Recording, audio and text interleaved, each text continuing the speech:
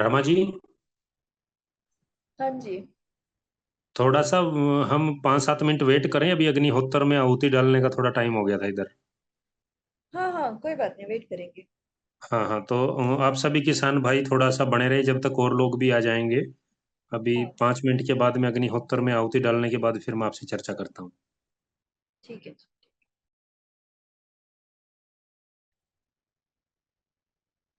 Hello. Hello. जी नमस्कार अनिल जी, बताइए। आज कुछ चर्चा नहीं हो रही? जी। अभी कुछ 5 मिनट चर्चा नहीं? रुकिए जी।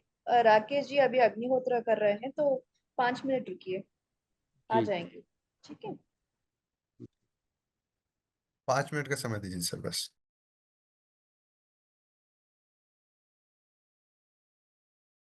जी, सभी किसान भाइयों को नमस्कार। नमस्कार राकेश सर। जी। अभी कोई किसान भाई कुछ पूछना चाहते हैं तो पूछ सकते हैं, हमारे राकेश सर अवेलेबल हो चुके हैं।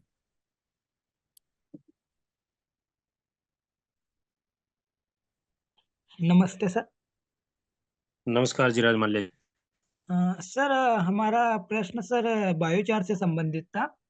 सर, जैसे जी, आपने पिछली बार बताया था, तो अभी सर जैसे उस पे हमने देखा था ऑनलाइन भी, तो जो बायोचार बनाने की जो अपनी विधि होती है वो भट्टी से, तो वो घर पे ही उसको बनाने के लिए मतलब कोई विशेष सावधानियां रखनी पड़ती है क्या, अगर अपने स्वयं से देखिए यूज जब कर? आप, हाँ जी। हाँ, अगर आप खुद बनाना चाहते हैं उसको, तो उसके लिए आप जी। क्या कर सकते हैं, एक जो 200 लीटर का ड्रम आता है ना, हाँ। ये लोहे का, जी।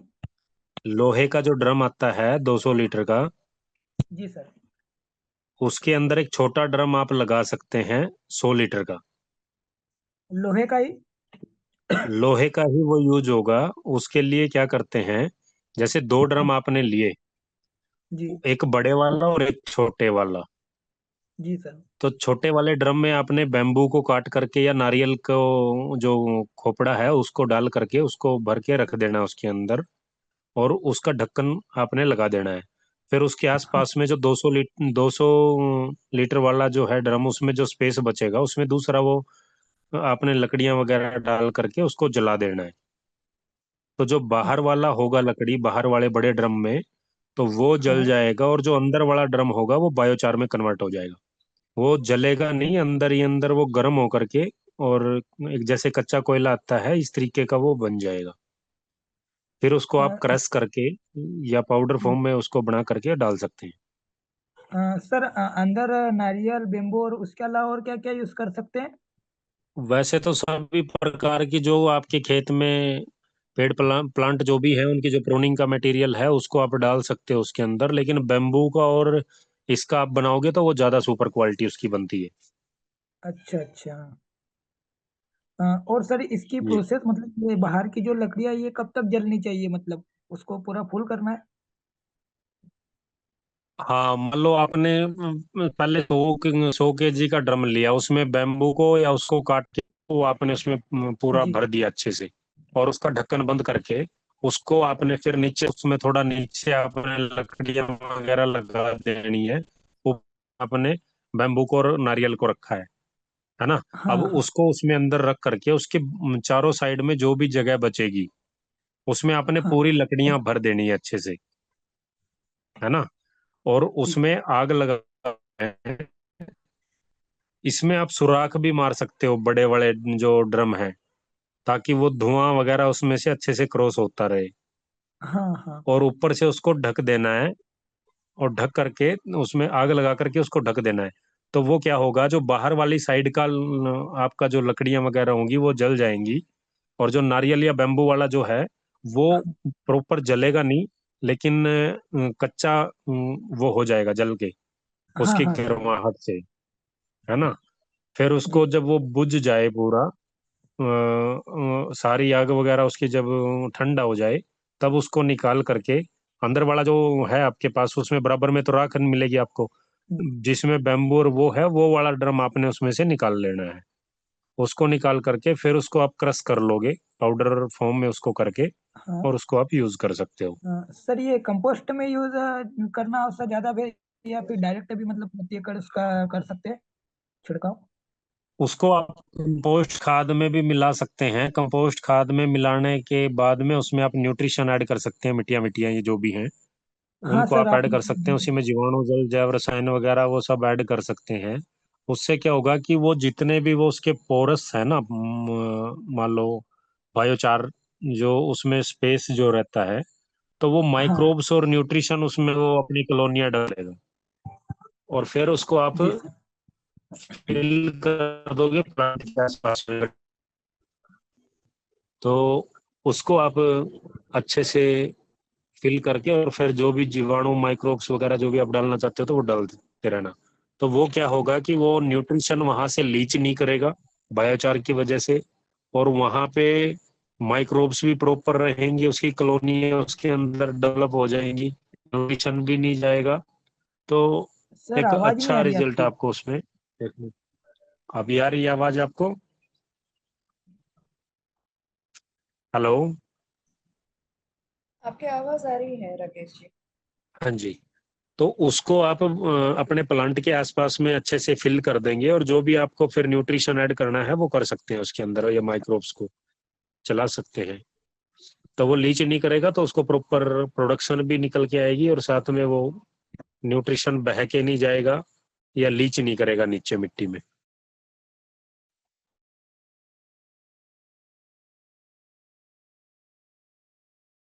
और कोई परेशानी इससे संबंधित?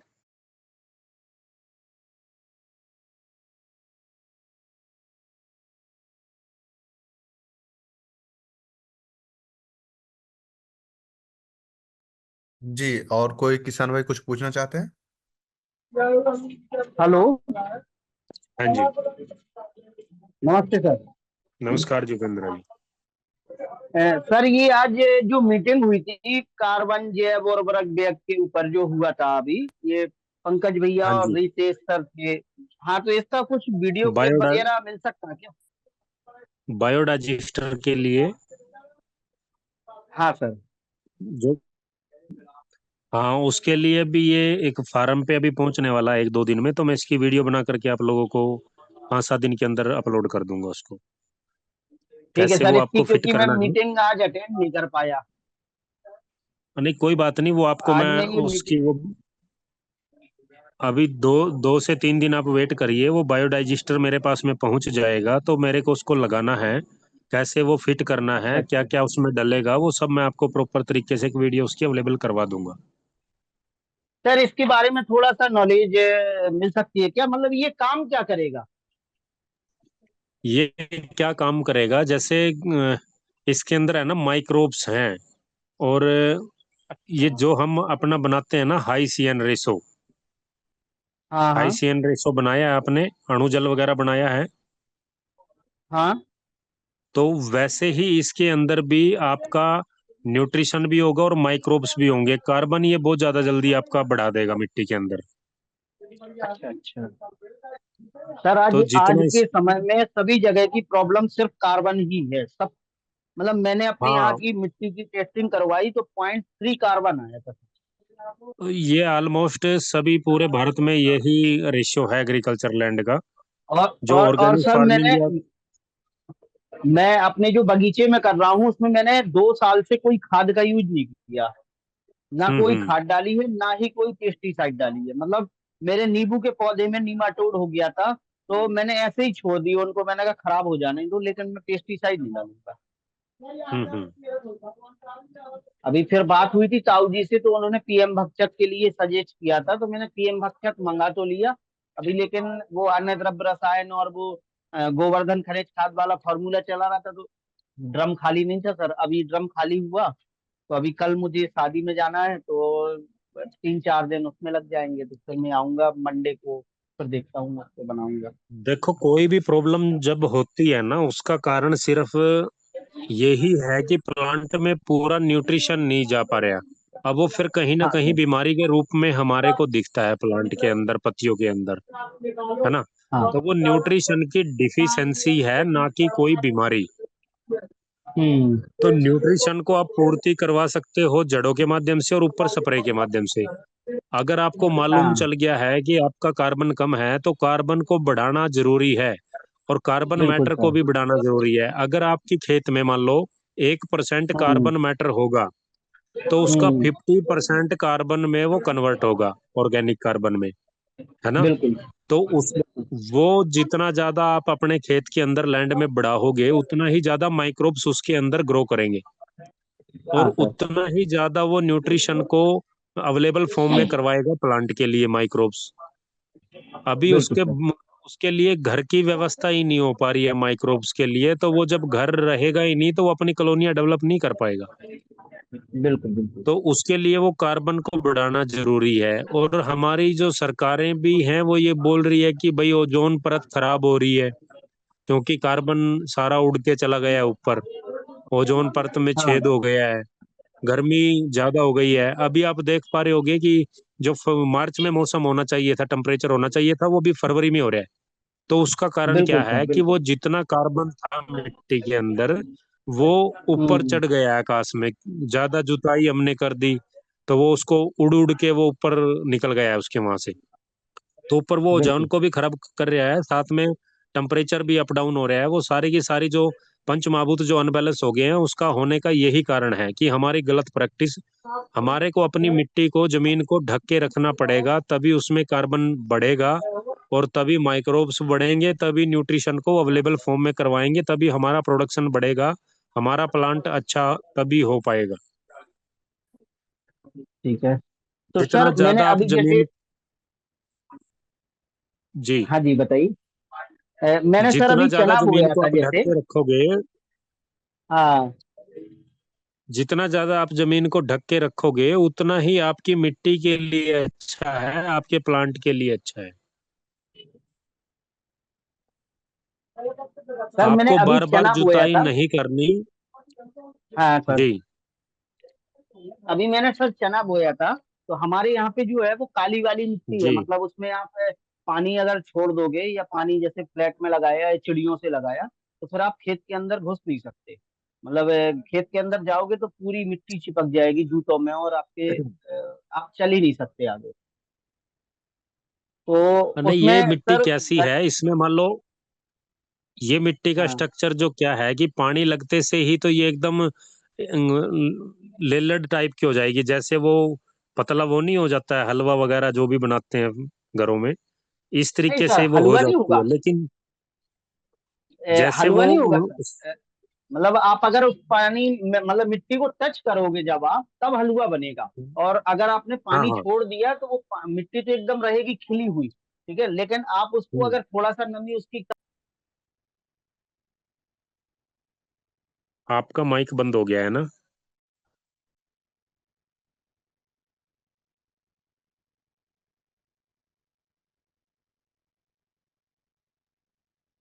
उपेंद्र जी, आपका माइक बंद हो गया है।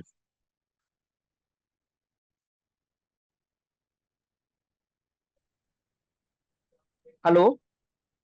हाँ जी, हाँ जी। हाँ सर एक कॉल आ गया था, सॉरी इसके लिए। कोई बात नहीं। सर तो उधर पे क्या है खेत पे अपने कि जब धूप आती है जैसे मार्च मतलब मई जून में जब कटाई वगैरह हो जाती है सारी फसलों की। तो उसके बाद हम्म। हमारे यहाँ पे एकदम दरारें फाड़ती है मिट्टी बहुत बड़ी बड़ी। मतलब इतनी बड़ी बड़ी दरारें कि आप ये मान लीजिए 3 3 इंची 4 4 इंच की दरारें फाड़ देती है और नीचे तक वो दरार रहती है अगर पानी हम लोगों ने फ्लैट में छोड़ दिया स्टार्टिंग में। तो आप ये हम्म। समझिए कि घंटों तक पानी जाएगा पता ही नहीं चलेगा पानी जा कहाँ रहा है। एक ही दरार को भर नहीं पाएगा तो दिन भर पूरे दिन बोर चले तो वो भर ना पाए। और ये पानी यहाँ ये से घुस ये रहा। हाँ हाँ हाँ, ये आपकी जो मिट्टी है ना, ये इसका स्ट्रक्चर ऐसा है कि अगर आपने हाँ इसमें पानी लगाया ऊपर से आपको दिखेगी दानेदार, एकदम वो दाने दाने से हो हाँ जाएंगे। लेकिन उसको हाँ छुओगे तो वो पतला हलवा उसका बन जाएगा। और हाँ जैसे हाँ जैसे उस पे धूप पड़ती जाएगी उतना ही उसमें दरारें बड़ी बड़ी होती चली जाएगी। हाँ हाँ जब वो हाँ पूरा खेत सूख जाएगा तो उसमें 3 3 4 4 इंच की भी चौड़ी दीवारें हो जाती हैं, जैसे वो अलग अलग। हाँ सर। और हाँ वो सर। पानी जब आप लगाते हो तो वो पानी गहराई में घुसता चला जाता है। बाद में फिर हाँ वो धीरे धीरे जब ऊपर आता है तो फिर वो बैठ जाती है, वो पूरा ऊपर से फिर आपको खिली खिली नजर आएगी वो। हाँ सर। उसके अंदर क्या है कि आपको जितना उसको ढक के रखोगे ना, हाँ उतना ही वो अच्छी रहेगी। और जितना उसमें आपके प्लांट जाएंगे या हम्म खरपतवार जिसको बोलते हैं, उसकी जड़ें जब उसके अंदर जाएगी तो वो उसको हाँ पकड़ के रखेगी, वो दरारें नहीं पड़ने देगी उसके अंदर। और जितनी गहराई में जड़ें होंगी तो उतना ही उसका स्ट्रक्चर अच्छा होता चला जाएगा। ये आपकी अच्छा अच्छा ज्यादातर जो मिट्टी है, ये आपके साउथ में भी काफी इस तरह की देखी जाती है, और रेड कलर की भी होती है। ये आपकी ब्लैक है तो उसकी रेड भी हाँ होती सर है। ब्लैक। ऐसे ही गुजरात में आप देखोगे, गुजरात में भी इस तरह की मिट्टी है। हाँ सर। सर मैं बुंदेलखंड से आता हूँ, यहाँ महोबा जिला पड़ता है अपना, झांसी के पास में। हम्म। वहां से आता हूँ मैं। तो हम मैंने मुझे ये पता चल, मतलब मैंने ये सोचा कि ऑक्सीजन की कमी है मिट्टी में, क्या है, तो ऐसा क्या है क्या? नहीं, वो उसके अंदर ऑक्सीजन की कमी ऐसे नहीं जाएगी। ऑक्सीजन की कमी तब जाती है उसके अंदर जब आप पानी लगा देते हो, तो पूरी वो कंपैक्ट हो जाती है, नहीं ठस हो कम्पैक्ट नहीं जाती होती सर। कम। जैसे जैसे धूप लगेगी वो टाइट होती चली जाएगी, आप उसको तोड़ भी नहीं पाओगे, इतनी टाइट हो जाती है वो। हाँ स्ट्रक्चर ही वो मिट्टी का ऐसा है उसमें, है ना। हाँ सर। उसमें कार्बन जैसे बढ़ेगा ना, और कार्बन मैटर जब उसमें डालोगे आप, जैसे जितना भी हम्म आपका वेस्ट होता है ना फसलों का, हाँ वो उसके अंदर ही आप हम्म गड़ाइए। जितने ज्यादा आप उसके अंदर वो गड़ाओगे और गोबर की खाद उसके अंदर आप ऐड करोगे, उतना ही वो सुपर हो जाएगी। अच्छा अच्छा। तो सर जितनी गोबर की ज्यादा खाद जैसे हाँ जितनी ज्यादा जड़ें उसमें, खरपतवार जिसको बोलते हैं, उसकी जब जाएंगी, उसमें हाँ माइक्रोब्स बढ़ेंगे तो वो उसके स्ट्रक्चर को अच्छा करती चली जाएगी। उसमें से जो अच्छा ग्लूटन निकलेगा, जो हाँ प्लांट की जो नीचे जड़ों में रस जो है, ग्लूटन जो है, वो असली कार्बन है, हाँ वो उसको स्ट्रक्चर को ठीक करेगा। अच्छा। सर उस खेत में बहुत वो ज्यादा कांस भी था, मैंने कांस के लिए दवाई डलवाई थी, ग्लाइकोसेट जो 71 आती है, उसका मैंने हम्म। स्प्रे कर किया था। वो कांस से, समझ रहे हैं ना आप कांस कौन सा बोल रहा हूँ? हाँ हाँ, वो मैं समझ गया हूँ। दाब को आप कहाँ से बोल रहे हो, जो किसी भी उसमें यूज की जाती है, कोई अच्छे कार्य में भी, और जब वो संस्कार के हाँ समय हाँ पे भी हाँ उसका यूज किया जाता हाँ हाँ हाँ वही वाला सर। वो है। कांस हमारे यहाँ पे इतना ज्यादा है, और मेरा अमरूद का भी बगीचा लगा हुआ है 2 बीघे में। तो उसमें सर इतना ज्यादा कांच था कि अमरूद के पौधे ढक गए थे कांच से, मतलब कांच अमरूद के पौधों से, पौधे तो थे 6-6 फीट के, अभी 3-4 साल के हो गए, लेकिन कांच 8 फीट की लेंथ पकड़ गया था। फिर मैंने ब्रश हम्म। कटर से काट के उसको वहीं पे बिछा दिया नीचे। मैंने कहा इसको मैं हम्म। जलाऊंगा नहीं ना, मैं इसके ऊपर कुछ एक्सपेरिमेंट करूंगा, मैंने तो उसको काट के वहीं पे बिछा दिया ऊपर। लेकिन वो कांस की जड़ें आपको निकालनी पड़ेगी, क्योंकि ये है ना, पूरा दाब लेता है सभी उसको। ये हाँ सर जड़ें वो जो मेरे तो पौधे, जो निकालनी मेरे पड़ेगी, और पौधा, उसके बाद में आप उसको ढकिए। नहीं तो सर काय से निकाले, अब मैं कैसे निकाल सकता हूँ इसको, मुझे ये समझ में नहीं आ रहा। उसका निकालने का वो ही तरीका है, या तो आप उसमें जेसीबी लगा करके उससे आप उसको निकालिए, और अगर अच्छा हाथ से निकाल लोगे तो वो थोड़ा थोड़ा करके, उसकी एक जड़ भी थोड़ी सी भी कहीं पे बचेगी तो वो भी उग जाएगी। अच्छा वो झुंड टाइप का उसमें बना लेती है। और एक आप इसके अंदर है ना, कैल्शियम की डिफिशियंसी आपको मिलेगी मिट्टी के अंदर, अच्छा सर। आयरन की और कैल्शियम की। तो आयरन अच्छा और कैल्शियम को इसके अंदर आप पूरा कर देंगे तो वो तब भी वो उसका स्ट्रक्चर अच्छा हो जाएगा। अच्छा, तो ये कांच की जड़ें कुछ कम हो जाएंगी सर उसमें, आयरन जैसे आयरन और कैल्शियम में पूरा कर दूंगा? कैल्शियम आप डाल लोगे उसके अंदर, और ये अगर आपने निकाल दी तो वो बहुत कम हो जाएगी। अच्छा बिल्कुल जड़ से तो खत्म तभी होगी जब उसको बार बार आप निकाल के उसको पूरे को क्लीन कर दोगे। ये जो हाँ कांस की सर जड़ बिल्कुल। है ना, ये अगर एक पीस भी कहीं पे डला रह जाता है तो वहीं पे ये दोबारा से फूट ले लेता है, और फिर वो सर फूटता ही रहता इतना है वहां से। ऐसे ऐसे नेटवर्क बनाता है नीचे, ऐसे जाल सा बिछाता है एकदम, कि आप उससे कुछ कर ही नहीं सकते। मतलब मैंने हाँ हाँ। गैंती चलाई, गैंती फावड़ा चला के और उसकी जड़ को निकालने की कोशिश की, तो सर गैंती फंस गई, तो फिर आपको वापस करनी पड़ेगी गैंती, आप उठा नहीं सकते उसको, इतनी इसके हार्ड हो जाती है वो जड़ें। इसके अंदर जब आप पानी लगाओगे और थोड़ा जब वो सूख जाए, दरारें ना पड़ी हो, उस टाइम पे सब हाँ सोइलर आप इसके अंदर चलाओ। तो सब अच्छा सॉइलर आप चलाओगे तो वो उसको उखाड़ के लेके आएगा नीचे से। और बाद में फिर एक पलाव उसमें दे दो, पलाव मारोगे तो वो पूरा ऊपर आ जाएगा, उसका जितने भी जड़े वड़े हैं वो उसको फिर हाथ से उठवा देना। हाँ, हाथ से उठवा के और साइड में रख के जला दूं उसको, या सूख जाने दे, सूख जाएगी फिर कुछ नहीं होता उसका, फिर तो हाँ वो तो वो उसको जलाने की जरूरत नहीं है, सूख जाएगी तो वो है। बाद में वो हाँ उसका ज्यादा ढेर नहीं। लगा देना, वो अपने आप डिकम्पोज हो जाएगी। उस पे जीवाणु कल्चर वगैरह डाल देना, थोड़ी मिट्टी डाल करके, तो वो वहीं पे वो डिकम्पोज हो जाएगी उसके बाद, सूखने के बाद। ठीक है। अगर हरी सर होगी मैंने तो तब एक मत डालना, हरी होगी तो फिर उग जाएगी। हाँ सर, मैंने एक एक वीडियो में देखा था, मतलब एक ऑर्गेनिक फार्मिंग में मैं देख रहा था थोड़ा सा। मैं तो यूट्यूब के माध्यम से आप लोगों से, गुरुजी से, सब लोगों से जुड़ा हूँ।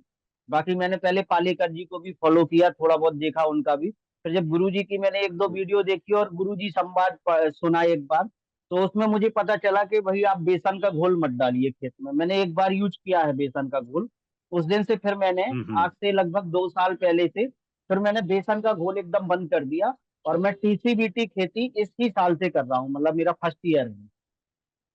तो हम्म। उसमें सर मैंने देखा था कि जो बेस्ट डिकम्पोजर होता है, या जैसे अपना ये जीवाणु जल जो मदर कल्चर बना, तो वो भी बेस्ट डिकम्पोजर का उसमें कैप्सूल तो पड़ा ही है। हम्म। तो उन्होंने हम्म। बताया था कि बोल रहे हैं आप 30 किलो करीब उसकी जड़ें और जो कांच की पत्तियां हैं, लीफ, उसको और जड़ों को उखाड़ हम्म। के, दोनों चीजों को एक ड्रम में स्टोर करिए, और उसमें आप बेस्ट डिकम्पोजर डालिए। और हम्म। वो जड़ें जो हैं उसमें उसका एंटी मतलब जो बोलते हैं एंटी, उसका फंगल या कुछ भी अपन बोल सकते हो, उसका एंटीडोट तैयार हो जाएगा। तो वो जो हम्म। डिकम्पोजर के थ्रू जो बनेगा, वो कांच की जड़ों पे ही कारगर होगा, मतलब कांच की पत्तियां भी जला देगा और कांच की जड़ें भी खत्म कर देगा, क्योंकि उसमें जो खाने वाले जीवाणु वगैरह या डिकम्पोजर में जो भी बैक्टीरिया वगैरह पड़े हैं, तो उन्होंने खाया है हम्म। उसी को। तो वो हम्म। उससे लड़ने की उसमें क्षमता आ गई। तो उन्होंने बोला, अब हम्म। मैंने उसका एक्सपेरिमेंट नहीं किया। मैंने कहा मैं एक बार राकेश सर से या किसी अपने सीनियर से एक बार पूछूंगा, उसके बाद ही मैं कुछ करूंगा। तो क्या ऐसा कर सकते नहीं हैं क्या सर? देखिए, नहीं देखिए, मैं बताता हूँ। ये कुछ चीजों पे हाँ। या कुछ क्रॉप पे आप यूज करोगे तो वो उसको कर सकता है, अदरवाइज वो हर एक का नहीं चलेगा, है ना। अच्छा अच्छा। मान लो कुछ ही हाँ। प्लांट ऐसे होते हैं जो खुद के उससे वो घर ना करते हैं। जैसे कोई भी हम्म। व्यक्ति है, वो जो भी वेस्ट निकालता है तो वो उससे घर ना करता है ना। हाँ। तो उसका भी वो रोल रहता है प्लांट में, वो कुछ का ही है, हर एक का नहीं है वैसे, कि वो उस खुद को खत्म करने के लिए वो उसको प्रयोग में ले सकते हो आप। कुछ किसान भाई हम्म। स्टार्टिंग में बोलते थे, 2019 में मैंने ये प्रयोग किया था। उस टाइम पे हम्म। वो बोलते थे कि जो ये आपका गुल्ली डंडा जो आता है, हमारे हाँ। इधर हरियाणा पंजाब में गुल्ली डंडा उसको बोलते हैं, और मंडुसी भी बोलते हैं उसको, गेहूं में वो ज्यादा मिलती है। तो अच्छा अच्छा।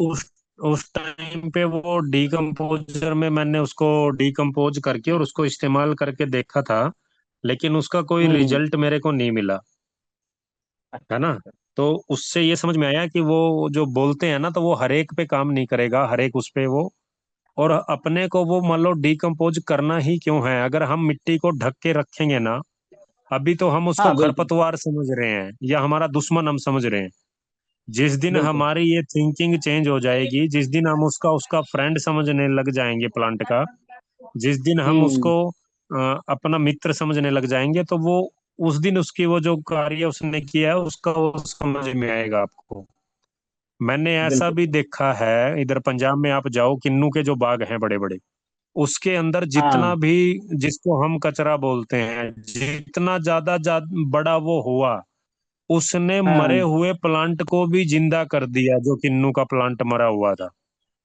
क्यों? क्योंकि उसने जमीन को ढक के रखा, उसमें वो माइक्रोब्स बढ़ते चले गए, और नमी लंबे समय तक बनी रही, और माइक्रोब्स जब बिल्कुल। ग्रो करे उसके उसमें, तो वो प्लांट को भोजन मिल गया। जो किन्नू के बिल्कुल। बाग उखाड़ने पे आए हुए थे, वो दोबारा से जीवित हो हम्म। गए। तो उसका कारण यही है कि वो उसने उसके स्ट्रक्चर को, मिट्टी के स्ट्रक्चर को ठीक किया, माइक्रोब्स को वहां पे बढ़ा दिया। वहां पे डिस्टरबेंस कुछ नहीं हुआ। इसीलिए हम बोलते हैं कि लाइव मल्चिंग आप करो। लाइव मल्चिंग क्या कि जो ऑटोमेटिक उगा है उस मिट्टी के अंदर, आप ऊपर से उसको क्रश कर दो, काट दो, तो उसको सिग्नल जाएगा कि आपको मारा जा रहा है, तो वो ज्यादा से ज्यादा अपनी जड़ें बढ़ाएगा मिट्टी में। जब हम्म ज्यादा जड़ें बढ़ाएगा वो अपनी बचाव के लिए, तो उतना ही वो हम्म माइकोराइजा की तो कॉलोनियां वहां पे बनेगी ना उसकी जड़ों में। अब वो प्लांट को भी, बिल्कुल बिल्कुल। प्लांट की जड़ों से भी वो अटैच करेगा वो। तो वो कहीं ना कहीं हम्म वो जो दूर पड़ा है न्यूट्रिशन, जहां तक आपकी हम्म प्लांट की जड़ें नहीं पहुंची, तो माइक्रोराइजा हम्म उसकी जड़ों में पनप करके और उसको फिर वो कनेक्टिविटी जोड़ लेगा, तो वहां का न्यूट्रिशन उसको वो देगा, वो सपोर्ट करेगा उसको, जिसको हम खरपतवार बोलते हैं। तो हमारे को इसको ऐसा नहीं समझना कि वो हमारा दुश्मन है या उसको निकालना है। हम्म आप उसको ये देखिए कि वो क्या करता है। आप उसको कुछ टाइम के लिए ऐसे ही छोड़ के देखिए, 6 महीने के लिए, 7-8 महीने के लिए, तो आप देखोगे कि उस मिट्टी हम्म, का स्ट्रक्चर जो है वो अच्छा हो गया है।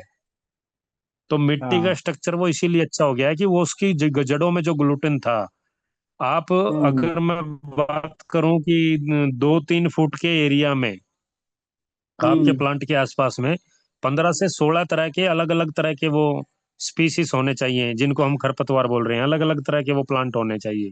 तो वो क्या करते हैं, वो हम्म सपोर्ट करते हैं उसको, वो उसके मित्र होते हैं।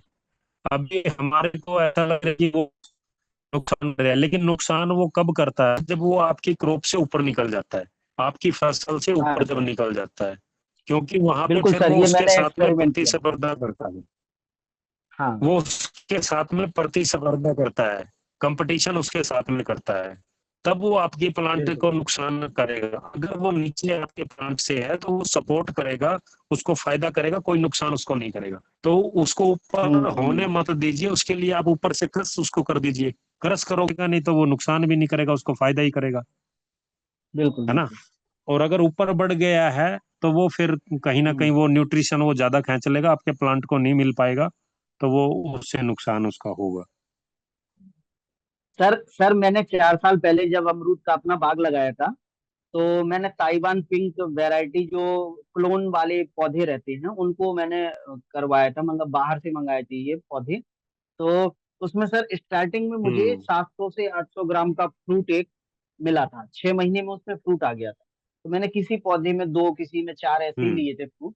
तो 700-800 ग्राम का फ्रूट मिला था सर। हम्म अभी मैंने साइज को अपनी, 1 साल मैंने ये अपना टीसीबीटी से किया है प्रैक्टिस। मतलब अभी 1 साल भी नहीं हुआ, हम्म 4-6 महीने हुआ, और 2 साल से मैंने उसमें कोई केमिकल यूज नहीं किया। तो सर मैंने इस बार उसका साइज कुछ पौधों का 500 ग्राम तक लिया। इस बार 400 से हम्म 500 ग्राम तक मेंटेन किया है। और मैंने किया क्या, हम्म एक एक बार तो ऊर्जा जल अपना चलाया था, और जितना भी हम्म मैंने जो अपना कटिंग था, मैंने वो जो कांच का ब्रश कटर एक मंगाया, क्योंकि लेबर नहीं मिल रही थी, तो ब्रश हम्म कटर मंगा के और मैंने उसको कांच को नीचे से जड़ों के पास से, मिट्टी के पास से 1-2 इंच छोड़ के उसको कटिंग किया, और कटिंग करके हम्म उसको वहीं पे बिछा दिया। तो उससे मुझे ये हम्म बेनिफिट हुआ, एक बार उसके करीब 15-20 दिन बाद फिर से एक बार उसकी ग्रोथ नई आई तेजी से। तो फिर मैंने हम्म दोबारा भी उसको चला के और उसको फिर मैंने ढेर कर दिया नीचे। उसके बाद से सर हम्म अभी तक लगभग 4 महीने हो गया, अब कांच मुझे उतना ग्रोथ करता हुआ नहीं दिख रहा है। अच्छा, ये भी हम्म बोल सकते हैं अपन कि अपना फ्रूट आ गया था, या तो फ्लावर आ गए थे, तो अपन ने पानी भी नहीं दिया, ये क्योंकि ये कांच जो है वो बारिश में या पानी में ज्यादा ग्रो करता है। हम्म। तो अपन ने पानी भी नहीं दिया, तो इसके चक्कर में भी हो सकता है। अब देखते हैं अपन, अब जैसे अभी अमरूद की मेरी फ्लावरिंग खत्म होने वाली है, तो उसके बाद में इसमें पानी छोड़ूंगा प्लॉट में, कैल्शियम हम्म के साथ में। तो सर हम्म। मैं कैल्शियम के लिए तो वही 2 किलो चूना और 200 लीटर पानी में करके कर सकता हूँ ना। नहीं, उसमें आप देखिए, दो चीजें होती हैं, एक कैल्शियम नाइट्रेट होती है, कैल्शियम फास्फेट होती है। आप अपनी मिट्टी का अच्छा टेस्ट करवाओगे तो उसमें आपको समझ में आएगा कि इसमें कैल्शियम नाइट्रेट की जरूरत है कि फास्फेट की जरूरत है ना। अच्छा। अब एक सर पीएच को बढ़ाएगी, एक पीएच को घटाएगी। अच्छा, नहीं सर, मैंने अभी पीएच, मैंने जो जांच करवाई थी हमारे यहाँ पे जो होती है जिला लेवल पे, डिस्ट्रिक्ट लेवल पे महोबा में, तो वहां पे मैं अपना मिट्टी का हम्म सैंपल लेके गया था, बगीचे का भी। और उसी खेत में मेरा बगीचा लगा है, उसी में मैंने खेती भी कर रहा हूँ, थोड़ी सी जगह में साइड में बगीचा लगाया है 2 बीघे में।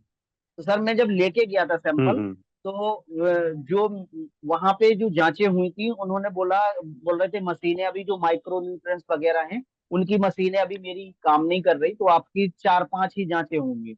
ओसी हम्म और आपका पीएच और एनपीके, ये 3-4 जांचें उन्होंने की थी।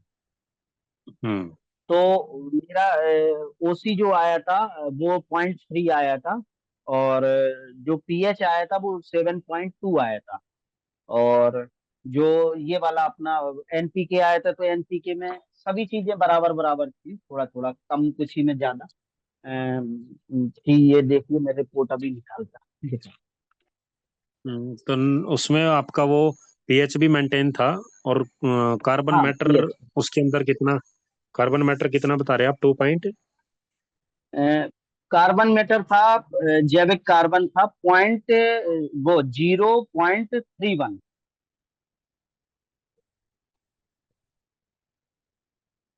हेलो। जी। हाँ 0.31, और नाइट्रोजन था 69.75, और हाँ, तो फास्फोरस ये जो उपलब्ध था। ये जो जी कार्बन जो है ना, वो बहुत कम है इसके अंदर। केमिकल हाँ सर। लैंड में इतना कार्बन होता है, या 0.25 होता है, या 0.20 हो जाता है। अगर कोई अच्छी प्रैक्टिस हम्म। करता है फार्मर, तो उसका 0.7 0.6 तक चला जाता है। लेकिन अगर आप नहीं इसमें सर। 2 से 3 बार तिल आप गड़ा दोगे, तो ये आपका हाँ 1% के आसपास चला जाएगा, 1% से ऊपर भी कूद जाएगा कई बार तो। सर मैंने गुरुजी की वीडियो देख के और आप लोगों के सजेशन में मैंने तिल गड़ाया था। लेकिन तिल में हुआ क्या हम्म सर, जैसे 45 डेज का मेरा तिल हुआ, तो मैंने जो हम्म हमारे यहाँ पर रोटावेटर चलाता है, उसको मैंने बोला भैया आके और इसमें रोटावेटर चला दो। तो वो बोल रहा था भैया 1-2 दिन रुक लो आप, बोले अभी थोड़ा सा जमीन में नमी है, और बोले वो अच्छे से मिक्स नहीं हो पाएगा। तो मैंने कहा ठीक है परसों हम्म चला देना। तो सर दूसरे ही दिन इतनी तेज बारिश हुई, मैंने 4 किलो तिल बोया था 4 बीघे में करीब। तो हम्म उसमें इतनी तेज बारिश हुई कि फिर वो चल ही नहीं पाया, और फिर बारिश बंद ही नहीं हम्म हुई। बरसात चालू हो गई थी, तो फिर बारिश बंद ही नहीं हुई।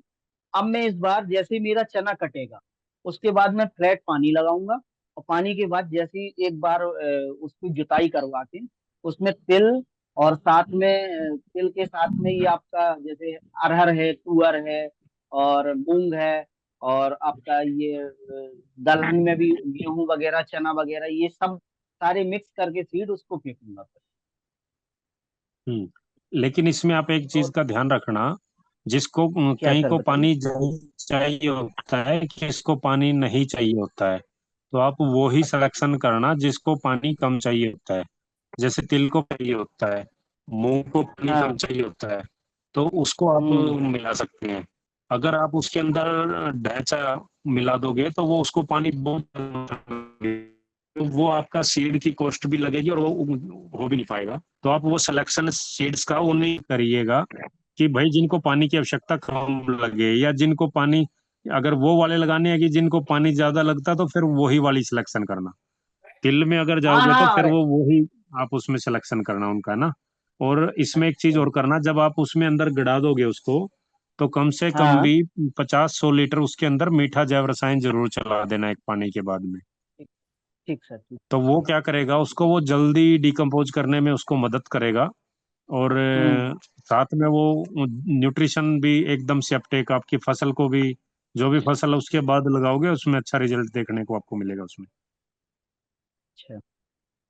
तो सर मैं आपको एक बार फोन करूंगा, और फिर आपसे मतलब जैसे हमारे यहाँ पे ढैंचा तो नहीं मिलता, ये मिल जाएगा सन। सन तो क्या चलेगा? हाँ, सन भी चलेगा आपका। सन भी आप लगा सकते हो, लेकिन मैं तो आपको यही सुजेस्ट करूंगा कि एक ही लगाओ आप, ये आपका तिल वगैरह ही। क्योंकि दूसरा अच्छा आप एक डालते बार। हो ना, मैंने 2-3 बार मैंने डाल करके देखा है उसमें, मिक्स करके भी अच्छा। 7-8 अनाज भी मैंने डाले हैं, और दालें भी हम्म। उसमें दूसरी चीजें भी डाली हैं। तो वो हम्म। उसमें से है ना, 1 या 2 ही आपकी चलती है, बाकी सब वो खत्म हो जाते हैं।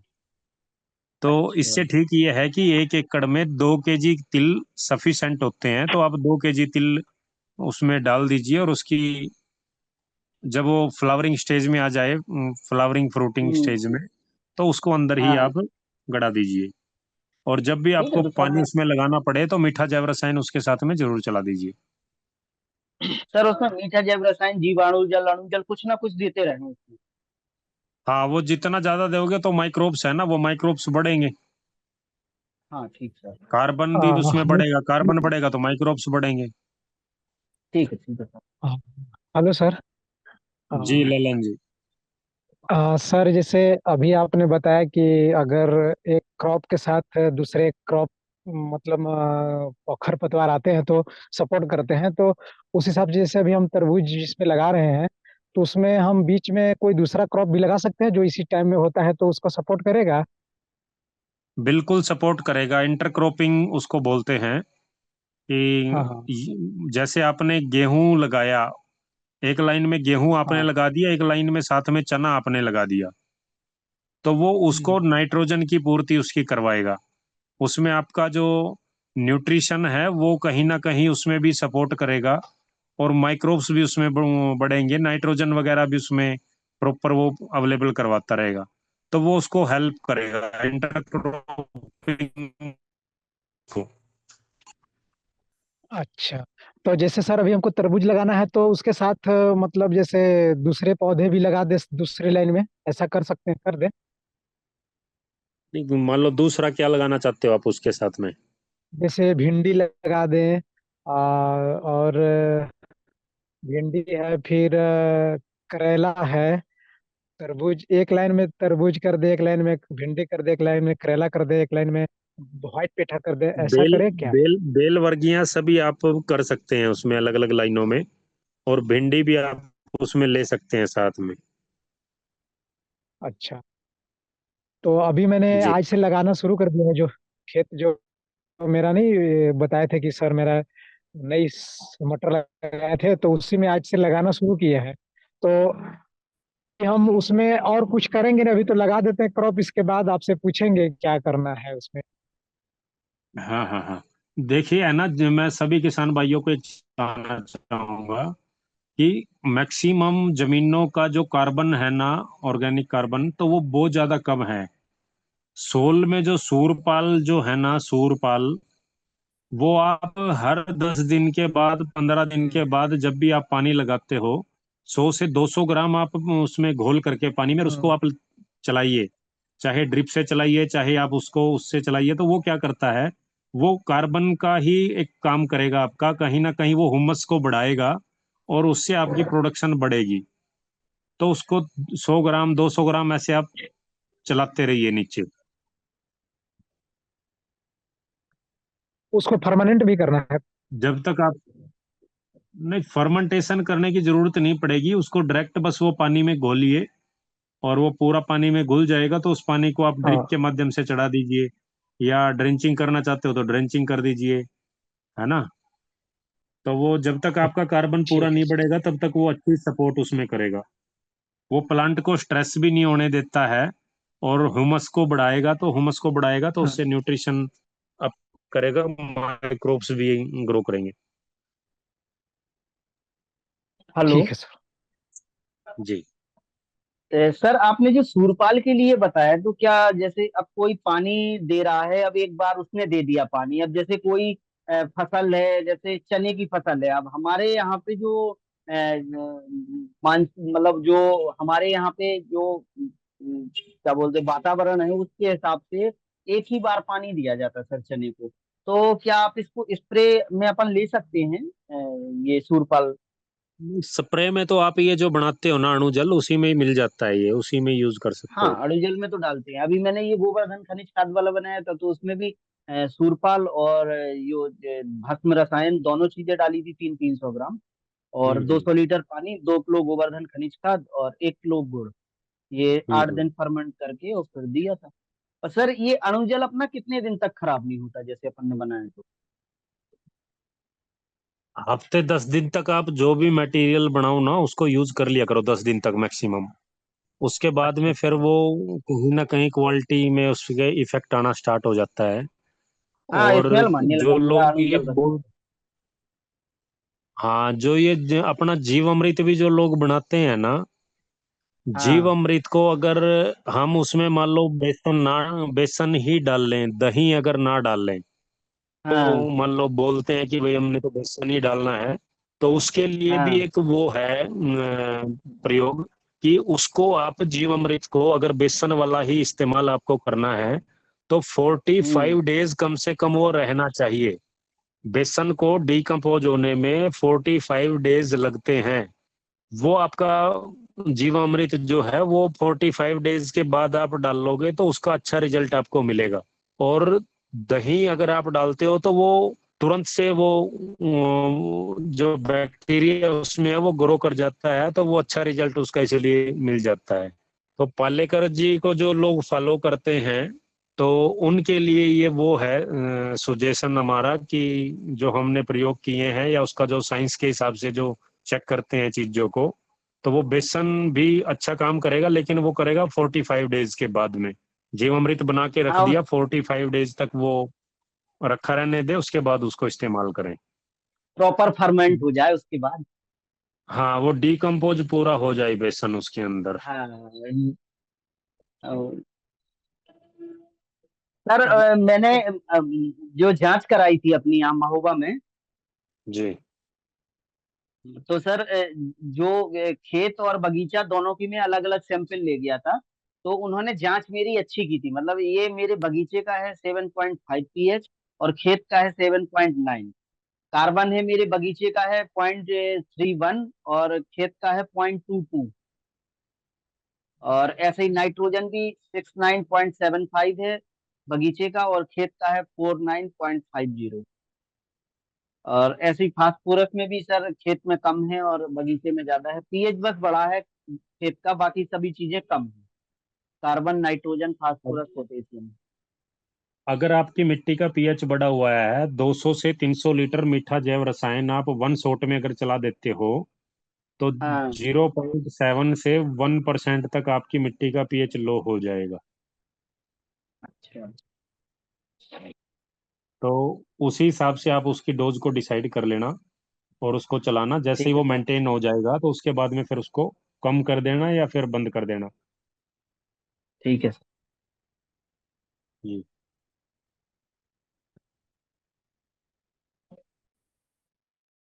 राकेश सर, आप मैं सभी से। प्रमोद बोल रहा हूँ महाराष्ट्र से।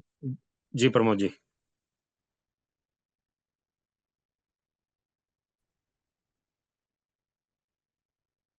जी प्रमोद जी बोलिए।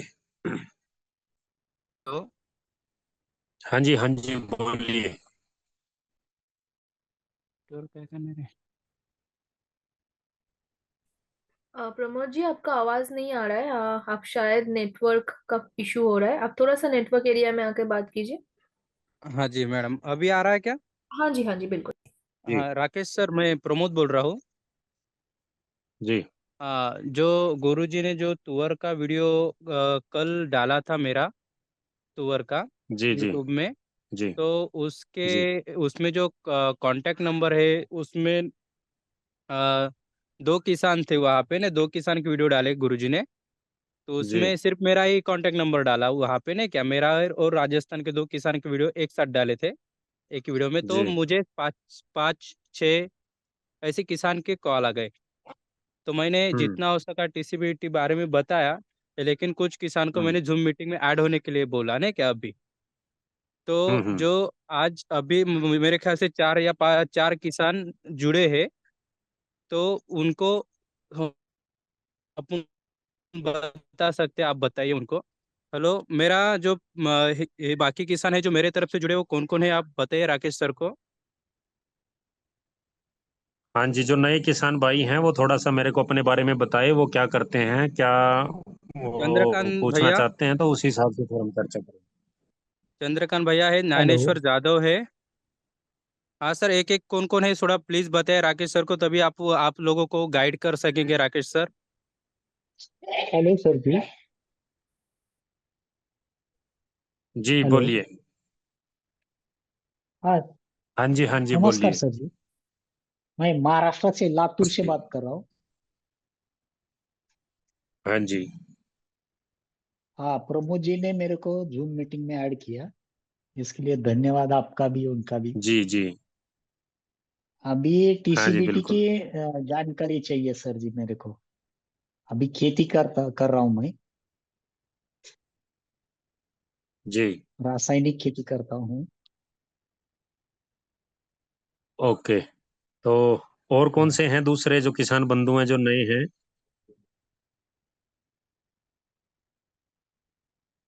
धनेश जी से अलग कोई और जो अभी ना बोले थे प्रमोद जी ने?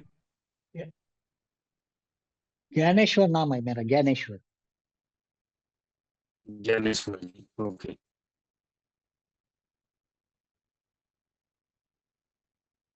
चलिए देखिए, मैं आपको बताता हूँ थोड़ा मेरे बारे में भी। मेरा नाम राकेश कुमार है, मैं हरियाणा करनाल से हूँ रहने वाला। और पहले मैं इफ्को में जॉब करता था। इफ्को फर्टिलाइजर और केमिकल, आपने अच्छे से नाम सुना होगा कंपनी का, इफ्को का। ये गवर्नमेंट थी। तो जब मैं पंजाब में था तो इसको जब मैंने देखा कि मैक्सिको को कैंसर की बीमारियां हो रही हैं, बठिंडा से बीकानेर ट्रेन जाती है, वो कैंसर की है स्पेशल। और जितनी भी फैमिलियों में मैं गया, फ्रेंडशिप जहाँ पे हुई, तो मैक्सिमम में वो कैंसर के पेशेंट हैं। तो मेरे को ऐसा आभास हुआ कि कहीं ना कहीं हम भी गलत कर्म कर रहे हैं। कहीं ना कहीं हमारे से भी अनजाने में, भले ही वो हमारी जॉब है गवर्नमेंट और वहां से वो पैसा आ रहा है, लेकिन कहीं ना कहीं जो कर्म हमारे हैं वो अच्छे नहीं है। क्योंकि किसी को अगर नुकसान हो रहा है, प्रकृति को अगर नुकसान हो रहा है, तो वो अच्छा कर्म नहीं है हमारा। तो तब से हमने उसको दिमाग में आया कि भाई ऑर्गेनिक फार्मिंग करनी है। तो ऑर्गेनिक फार्मिंग के बारे में मुझे पहले कुछ भी मालूम नहीं था। तो सबसे पहले मैंने राजीव दीक्षित जी को सुना। और उसको सुनने के बाद में उस टाइम पे सुभाष पालेकर जी को मैंने फॉलो किया। तो सुभाष पालेकर जी का करने के बाद में वो पूरा बदबू ही बदबू, वो पूरा एक तरीके से जो नेगेटिव इकोलॉजी थी वो सारी डेवलप हुई। तो उससे फायदे भी हुए और नुकसान भी हुए, दोनों चीजें उसमें रही। उसके बाद में फिर मैं डीकम्पोजर के ऊपर भी काम किया। डीकम्पोजर में लेके आया कृष्ण चंद्रा जी से, उनके साथ में एक दिन का ट्रेनिंग प्रोग्राम हमने किया, मीटिंग किया। तो उसको भी इस्तेमाल किया। तो उसको भी चलाने के बाद में जब मिट्टी का स्ट्रक्चर जो था वो काफी एकदम मिट्टी की जैसे जान निकल जाए, इस तरीके से वो मिट्टी हो गई। उसके बाद में फिर मैंने जो अपने भारत भूषण त्यागी जी हैं, पद्मश्री, जो ऑर्गेनिक फार्मिंग के बारे में बताते हैं, साथ में वो ट्रेनिंग प्रोग्राम भी देते हैं प्रोसेसिंग यूनिट के लिए, प्रोसेसिंग में कैसे आप प्रोडक्ट बनाओ अपना, उसके लिए। तो 3-4 दिन मैंने उनका वो अटेंड करने के बाद में तो उनको भी फॉलो किया कुछ टाइम। ऐसे ही मैं वहां से फिर मेरे को नंबर मिले लगभग 200 किसानों के, जो ऑलरेडी ऑर्गेनिक फार्मिंग करते हैं, जो पिछले कोई 10 साल से कर रहा है, कोई 20 साल से, कोई 25 साल से। तो मैंने उन सब का विजिट किया। तो कोई पालेकर जी को फॉलो करता है, कोई डिकम्पोजर को इस्तेमाल करता है, उसको वो अपनाता है, कोई अपने ही फार्मूले बना के यूज करता है। तो उन सब की जब विजिट मैंने की तो वो देखा कि भाई ये लोग है ना, उत्पादन इनका नहीं बढ़ रहा है, लेकिन बीमारियां भी कंट्रोल नहीं कर पा रहे हैं ये, कर रहा है। और बीमारियां कंट्रोल नहीं कर पा रहे हैं तो उसका कारण ये है कि ये अभी आधे अधूरे ज्ञान के साथ में है। तो मेरा उनको एक ही क्वेश्चन रहता था कि आपका 25 साल में प्रोडक्शन क्या है गेहूं का? तो वो बोलते थे कि 8 क्विंटल, 5 क्विंटल। तो मैं बोलता था कि भाई मैं तो आज स्टार्ट करने वाला हूँ, तो मेरा कब होएगा ये 5-8? तो हो सकता है मेरा तो और भी नीचे चला जाए। तो फिर मैं ऑर्गेनिक फार्मिंग क्यों करूं, या मैं उसके लिए कैसे आगे बढ़ूं? तो वो तो घाटे का सौदा है। स्वास्थ्य की बात चलती थी तो दिमाग में आता था कि करें बीमारी को देख करके। लेकिन जब प्रोडक्शन की और उसकी वो बात आए तो वो आर्थिक स्थिति कमजोर हो जाएगी ऑर्गेनिक फार्मिंग में। और उनकी हो चुकी थी, कुछ सारे फार्मरों की जो एक्सपीरियंस उनका देखा कि उनकी लैंड भी बिक गई ऑर्गेनिक खेती के चक्कर में। तो वो मेरा को कहीं ना कहीं वो ऐसा लगता था कि भाई ये सब आधे अधूरे के साथ में है, तो कंप्लीट कहाँ से मिले और कहाँ से हो। तो ऐसी इसी दौरान मेरी जो मुलाकात हुई वो ताराचंद बेल जी से। एक फार्मर ने मेरे को बताया कि ताराचंद बेल जी हैं एक मध्य प्रदेश के, वो भी ये करते हैं। तो मैं इनसे मिला था 2018 में। तो इनका भी मैंने वो पूरा कंसेप्ट समझा, और समझने के बाद में मेरे को लगा कि भाई ये व्यक्ति जो हैं वो करेक्ट बोल रहे हैं। कि एनर्जी की ये जो बात कर रहे हैं, ऊर्जा विज्ञान की जो बात कर रहे हैं, और वो हमारी सनातन संस्कृति के साथ भी मैच करती हैं चीज। उस टाइम पे इनके पास में कोई उत्पाद वगैरह या कुछ भी ऐसा नहीं था, तो सिर्फ ये बताते थे कि भाई इसको ऐसे बना लो, ऐसे कर लो। ये भी ट्रायल में ही थे कि फार्मूले बना रहे हैं, उनको यूज कर रहे हैं, ट्रायल ले रहे हैं, तो कुछ बन गए, कुछ नहीं बने, कुछ खराब हो गए, ऐसे ही वो ट्रायल चला हुआ था उस टाइम पे। अभी पिछले साल तक भी वो ट्रायल चले हैं इनके, जो हम लोग वो ट्रायल में और उसमें रहते हैं सभी। तो फिर मैंने जब 3 साल हो गए इनको फॉलो करते करते, इन्होंने जो मेरे को बताया वो सब चीजें मैंने की, उसके बाद भी मेरा प्रोडक्शन नहीं बढ़ा, प्रॉपर मेरे को रिजल्ट नहीं मिले। तो मेरे को ऐसा लगा कि भाई ये बंदा बोलता तो ठीक है, लेकिन कहीं ना कहीं कमी है जो नहीं हो पा रहा है। तो मेरे दिमाग में एक ही बात रहती थी कि इनका प्रोडक्शन जो है चावल का, वो 57 क्विंटल है पर एकड़ का। तो जब किसी व्यक्ति ने वो निकाल, मेरा क्यों नहीं निकल, तो मेरा क्यों नहीं निकल सकता जब इनका निकला है। तो मैं उसी के लिए वो मंथन और चर्चा जब करता था, तो वो कुछ उसका हल नहीं निकला। तो बाद में मेरे को समझ में आया 3 साल के बाद में कि इन्होंने प्रयोग जो किए हैं, वो मध्य प्रदेश की जो लैंड है वो मजबूत है, उसमें न्यूट्रिशन वैल्यू भी हाई है, उसके अंदर माइक्रोब्स भी अच्छी मात्रा में है। थोड़ी सी मात्रा में ये कुछ भी चला देते हैं तो अच्छा परिणाम उसको मिलता है। तो जो ये 57 क्विंटल इनका रिकॉर्ड आया है धान का, वो इसी वजह से आया है। और हमारी मिट्टी है हरियाणा की, वहां पे तो केमिकल बहुत ज्यादा मात्रा में डला हुआ है, न्यूट्रिशन निचोड़ लिया गया है। तो फिर मेरे को समझ में आया कि भाई इसमें है ना वो डोज बढ़ानी पड़ेगी हमारे को। तो जो चीजें इन्होंने मेरे को बताई थी कि 10 लीटर चलानी है, 200 लीटर चलानी है, वो मैंने 2000 लीटर 5000 लीटर जब चलाई ना, तब उसका वो रिजल्ट मेरे को मिलना स्टार्ट हुआ। और जैसे ही मैंने ये लाल पीली सफेद मिट्टी रॉक फास्फेट वगैरह, आयनी ग्रीन वगैरह, ये सब न्यूट्रिशन ऐड किया, तो मेरा प्रोडक्शन एकदम जंप मार के गया। पहले मेरा 18 क्विंटल आया फर्स्ट उसमें, अगली प्रैक्टिस में मेरा 22 क्विंटल आया, उसके बाद में फिर मेरा 28 क्विंटल आया, उससे अगली बार में मेरा 35, और अब की बार मेरा 38 और 40 के आसपास था चावल का प्रोडक्शन। तो वो हर साल बढ़ता जा रहा है, बढ़ता इस वजह से जा रहा है क्योंकि वो न्यूट्रिशन कितना उसमें ऐड करना है, माइक्रोब्स उसमें कितने ऐड करने हैं, वो मेरे को मालूम हुआ। और उसका फिर पीएच, ईसीओसी, वो सब न्यूट्रिशन, मान लो साइंस को भी साथ में रख करके मैं सोचता था और इसको भी साथ में। तो इन्होंने तो बता दिया कि भाई पंचमहाभूत पूर्ण है। तो वो प्रैक्टिस मैंने की 3 साल के 4 साल के बाद में। फिर ये जब हरियाणा में आए तो मैंने इनको बोला कि आप गुरुजी आइए, अभी मैंने वो देखो कुछ किया है। तो आकर के इन्होंने देखा तो ये भी बड़े खुश हुए। तो पंचमहाभूत चेक किए गए तो वो भी पूर्ण थे। उस टाइम पे कृष्ण शर्मा जी और गुरुजी और एक दो फार्मर और आए थे मेरे फार्म पे। तो वो वीडियो भी पड़ी है मेरी उसकी गेहूं की उस टाइम की। तो उसमें वो 22 क्विंटल गेहूं मेरा आया था। तो वो करने के बाद में उस दौरान मैं बैंक में भी जॉब करता था साथ में। तो फिर इन्होंने बोला कि फुल टाइम आकर के आप उनको सपोर्ट करिए जो फार्मर अभी आधे अधूरे के साथ में है या जिनको मालूम नहीं चल रहा है।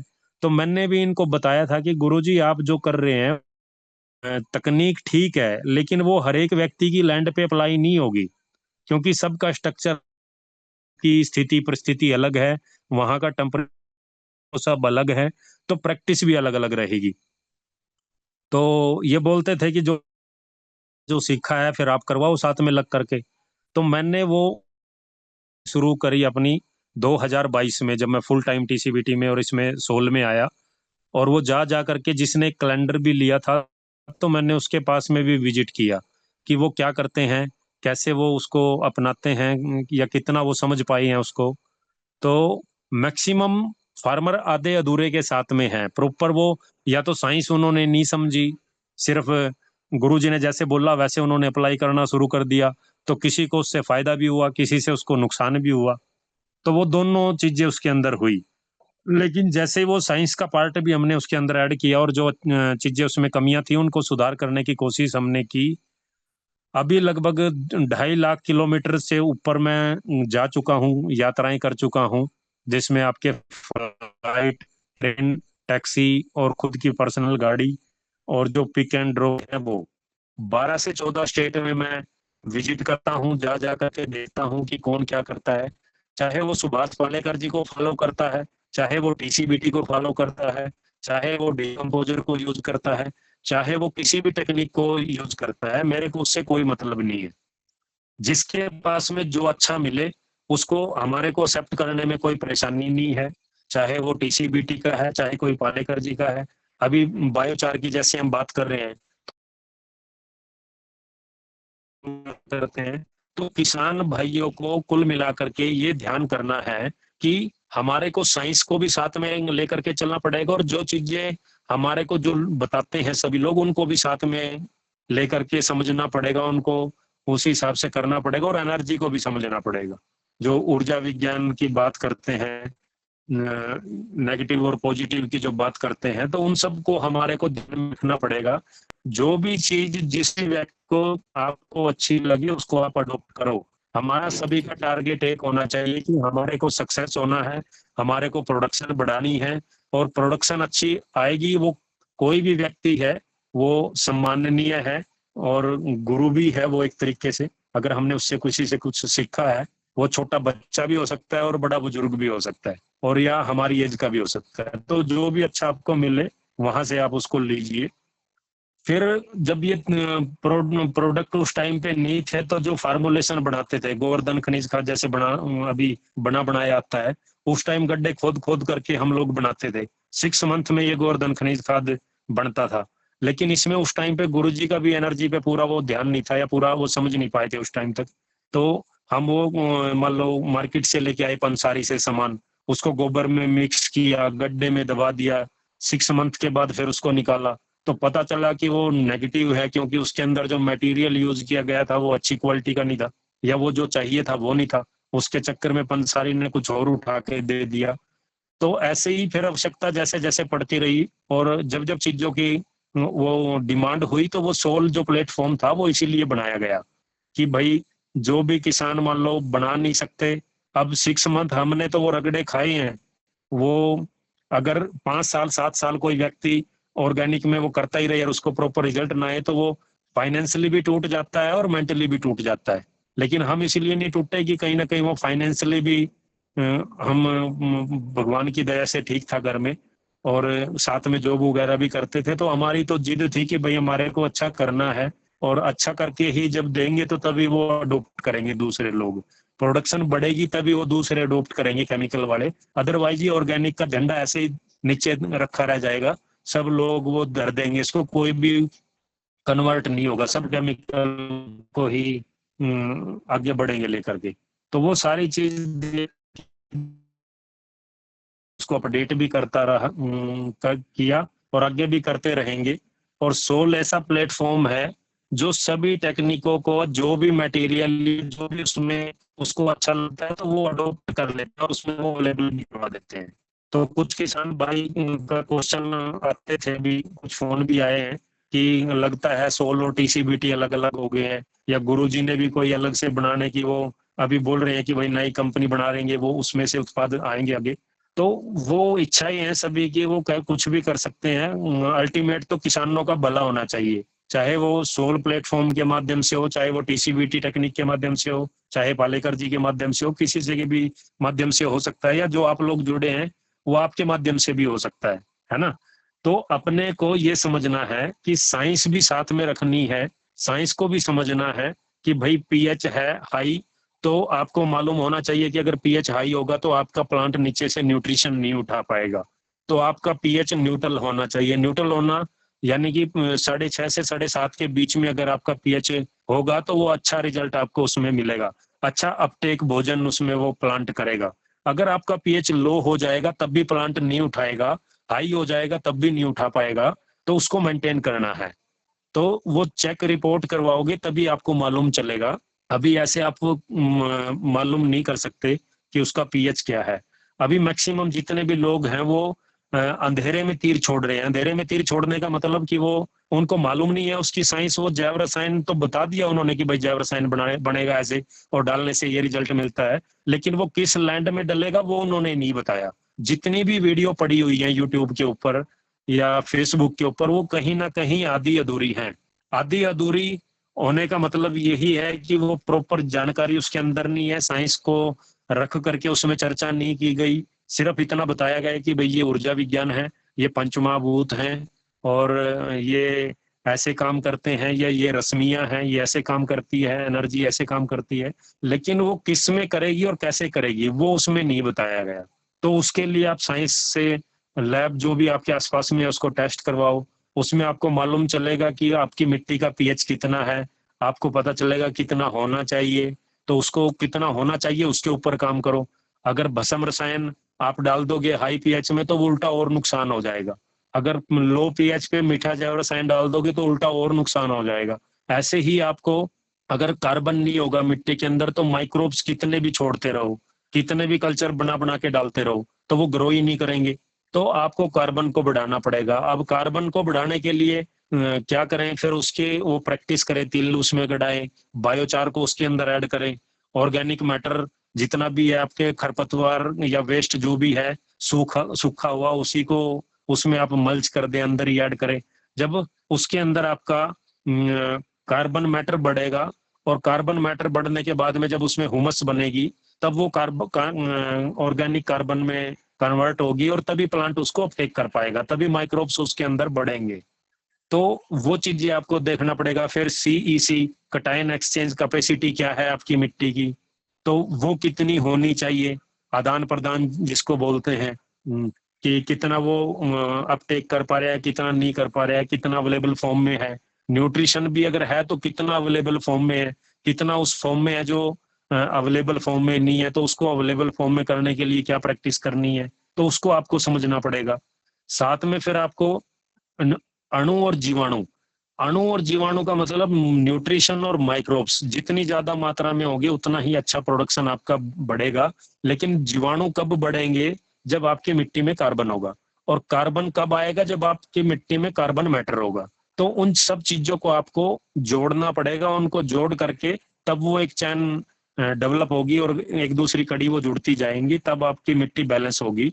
और जैसे ही वो आपकी मिट्टी बैलेंस होएगी तो आपको मिनिमम खर्चे में मैक्सिमम उत्पादन आपको मिलेगा। जो हम ये अभी बायोडाइजेस्टर की बात कर रहे हैं, तो ये ही आपको जरूरत पड़ेगी बाद में चल करके, जैसे ही मिट्टी को आप बैलेंस कर लोगे।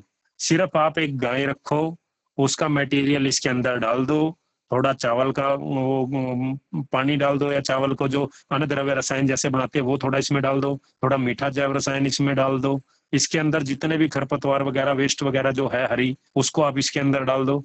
तो जितनी ये चीजें आपके फार्म की निकलती हैं वहां पे, उन्हीं को आप इसमें डाल डाल करके उससे एक अच्छा कार्बन और अच्छे माइक्रोब्स, अच्छा न्यूट्रिशन लिक्विड घोल आपको मिलेगा। उसको आप जितना मिट्टी के अंदर डालोगे उससे उतनी मिट्टी आपकी अच्छी होगी, कार्बन उसमें बढ़ेगा, माइक्रो न्यूट्रेंट उसमें बढ़ेंगे, पीएच वगैरह सब उसके मेंटेन हो जाएंगे। तो यही आपको एक आवश्यकता पड़ेगी बाद में चल करके, बाकी किसी चीज की आवश्यकता नहीं पड़ेगी। एक गाय होगी और ये बैग होगा, बस इसको आप डालते रहिए। बैलेंस करने के बाद में तो मैक्सिमम से मैक्सिमम उत्पादन। अब अगर हम बात करें फार्मुलेशन की या टीसीबीटी टेक्निक की, टीसीबीटी टेक्निक जो है वो ताराचंद बेलजी तकनीक आप इसको बोल सकते हैं। ये इसके अंदर काफी तरह के जैव रसायन वगैरह बनवाते हैं, जैसे मीठा जैव रसायन, खट्टा जैव रसायन और कड़वा जैव रसायन। सभी वो जैव रसायन अलग अलग उसमें प्लांट में अलग अलग स्टेज पे यूज किया जाता है उनको। ऐसे ही अलग रसायन उसको जड़ों की ग्रोथ वगैरह करवाने के लिए, ऐसे ही जो मिट्टियों की बात करते हैं, अणु की बात करते हैं, तो वो न्यूट्रिशन, कहीं ना कहीं वो न्यूट्रिशन कुल मिलाकर के आप देखोगे कोई भी टेक्निक, चाहे वो टीसीबीटी है और चाहे प्राकृतिक खेती है पालेकर जी की है, चाहे कोई दूसरी है, वो कहीं ना कहीं अणु और जीवाणु यानी कि माइक्रोब्स और न्यूट्रिशन और एनर्जी, इन तीन के ऊपर ही वो काम कर रहे हैं। कोई माइक्रोब्स पे काम कर रहा है, कोई न्यूट्रिशन पे काम कर रहा है, कोई एनर्जी पे काम कर रहा है, कोई तीनों पे काम कर रहा है। लेकिन हम लोग जो हैं, जो सबसे हमने थोड़ा थोड़ा जो अडॉप्ट किया है सबका मिक्स करके, हम वो जो सोल के साथ में मिलकर के जो प्रैक्टिस करवाते हैं और करते हैं, तो उसमें हमने सबका वो अच्छा जो भी है वो निकल करके सोल प्लेटफॉर्म पे वो डाल दिया। अब किसान भाई इसके थ्रू देते हैं, अपने पर्सन रखते हैं, उस पर चर्चा करते हैं, उसमें और क्या अच्छा हो सकता है वो हम डेली 6 से 7 बजे तक हमारा जो संवाद चलता है उसमें हम वो चर्चा करते हैं, अपना एक्सपीरियंस शेयर करते हैं। ऐसे ही हमारे ट्रेनिंग प्रोग्राम वगैरह हम प्रोवाइड करवाते हैं सोल प्लेटफॉर्म के माध्यम से। जैसे अभी हैदराबाद में है, पुणे में है, बेंगलोर में कल और परसों 2 दिन का हमने रखा हुआ है। ऐसे ही उधर आप यूपी में जाओगे तो लखनऊ में है। ऐसे जगह जगह पे आपके अहमदाबाद में है। ऐसे ही जगह जगह पे हम ट्रेनिंग प्रोग्राम अवेलेबल करवाते हैं उन फार्मरों के लिए जो ऑर्गेनिक फार्मिंग करना चाहता है या उसमें अच्छा उत्पादन लेना चाहता है, अपनी मिट्टी को बैलेंस करना चाहता है। उन सब को वो जानकारी हम देते हैं। जो हमारा एक्सपीरियंस है पिछले 7-8 सालों का ऑर्गेनिक फार्मिंग का और केमिकल का, तो पूछते नहीं, हम कर ही रहे हैं।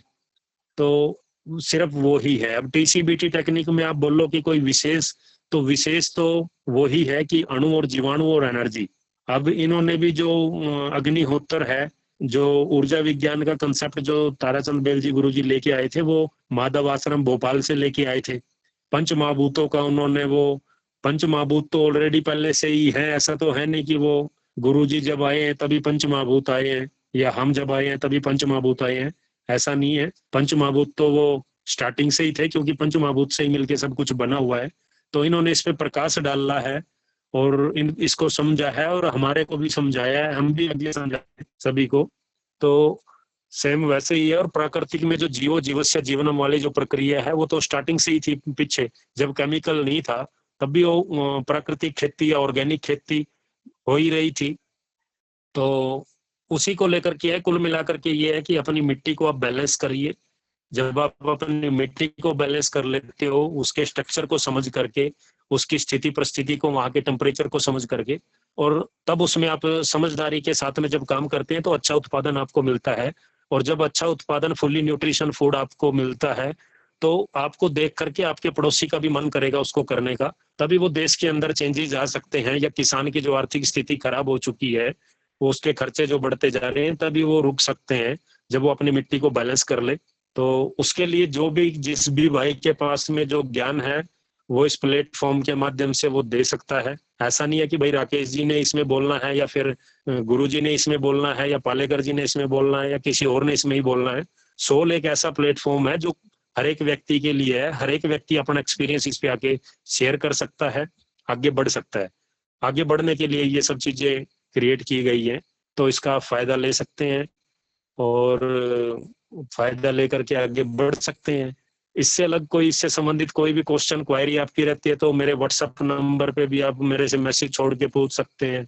जो एक्सपीरियंस हमने 7-8 सालों में किया है ऑर्गेनिक फार्मिंग में, या जो घूम घूम के हम करवाते हैं, उससे जो नॉलेज हमने इकट्ठा की है, तो वो सारा का सारा आपको हम दे सकते हैं।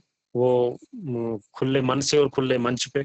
यहाँ पे कोई छुपाने वाला या लुकाने वाला जैसा कुछ है नहीं है। तो जब आप उसका यूज करोगे, आपको मालूम चलेगा, तो खुद ही आप अडोप्ट करोगे। और जब आपका भला हो जाएगा तो फिर आपके पड़ोसी का आप करवा देना। वो ही फीस है, वो ही देश के लिए या समाज के लिए जो हम कर सकते हैं अच्छा, वो है बस।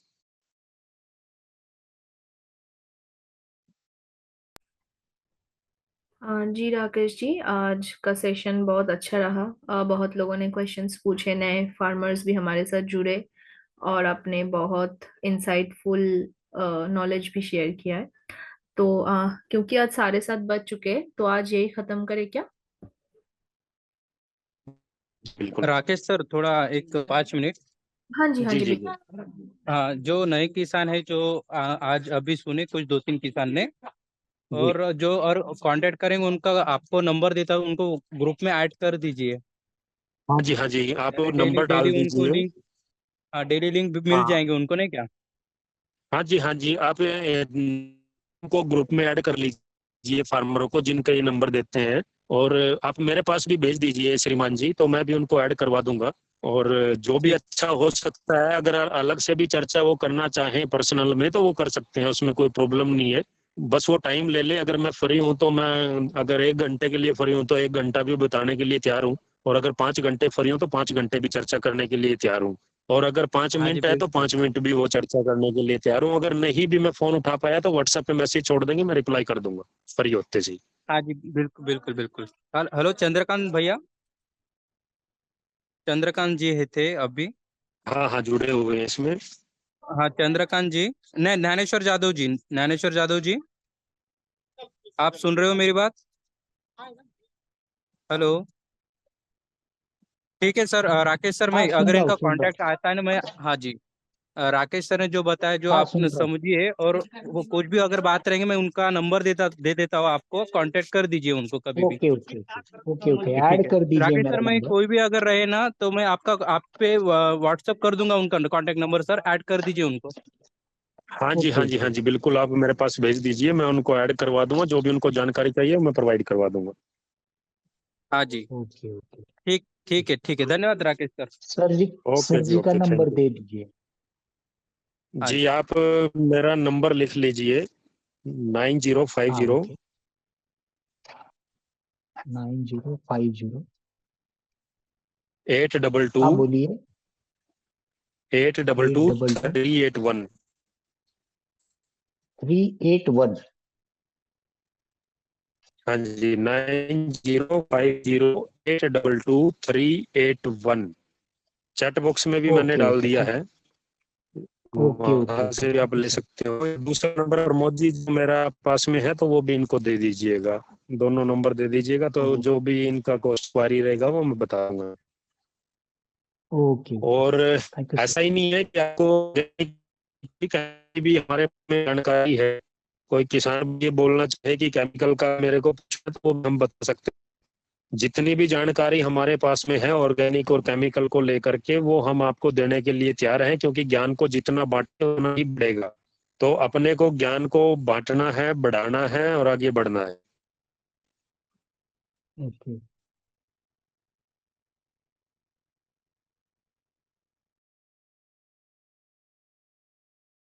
चलिए, तो और किसी किसान भाई का कोई प्रश्न है तो वो बाद में भी संवाद में जुड़ करके हमारे से चर्चा कर सकते हैं, या पर्सनल नंबर पे मैसेज डाल करके या कॉल करके भी वो चर्चा कर सकते हैं। तो तन्मय जी, आज समाप्त करें आज का।